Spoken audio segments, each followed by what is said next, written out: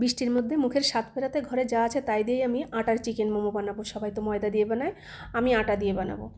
প্রথমে চিকেন তো দিয়ে দিয়েছি, তারপরে পেঁয়াজ, রসুন, আদা, লঙ্কা কুচি করে চিকেনটা সিদ্ধ করে নিয়েছি। এবার আটাটা মেখে নেব। চিকেন সেদ্ধটা হয়ে গেছে, যে স্টু আছে ওটা দিয়ে আমি স্যুপ বানিয়ে নেব। রুটিগুলো বেলে নিই খুব সহজে, যে যেরকম পারে গ্লাস দিয়ে কেটে লুচির মতো সাইজ করে মোমোর সাইজে আনতে হবে। মোমো পেঁয়াজ, কাঁচা লঙ্কা কুচি, একটু লেবুর রস দিয়ে, ধনেপাতা দিয়ে সিদ্ধ চিকেনটা মেখে নিয়ে বানিয়ে রাখা সেই লুচির মতো করে রাখা ওটার মধ্যে পুর ভরে যে সাইজে পারা যাবে সেই সাইজে মোমোগুলো বানিয়ে রাখতে হবে। দেখো আমি কত সুন্দর সাইজে বানিয়ে ফেলেছি আটার মোমো, যেটা সত্যি ময়দা থেকে খেতে সুন্দর হয়ে গেছে। এবার ওটা স্টিমে দিয়ে দেবো। আমার কাছে ইডলি স্টিম করাটা আছে, সেটা দিয়ে দেবে। এটা আমার স্টুর মধ্যে আমি প্যাকেট স্যুপ দিয়ে দিয়েছি, আর সঙ্গে একটা ডিম।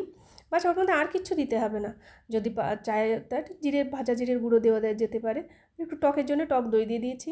বাস, আমার স্টুটার জন্যে স্যুপটা খুব সুস্বাদু হয়ে গেছে চিকেন মোমো।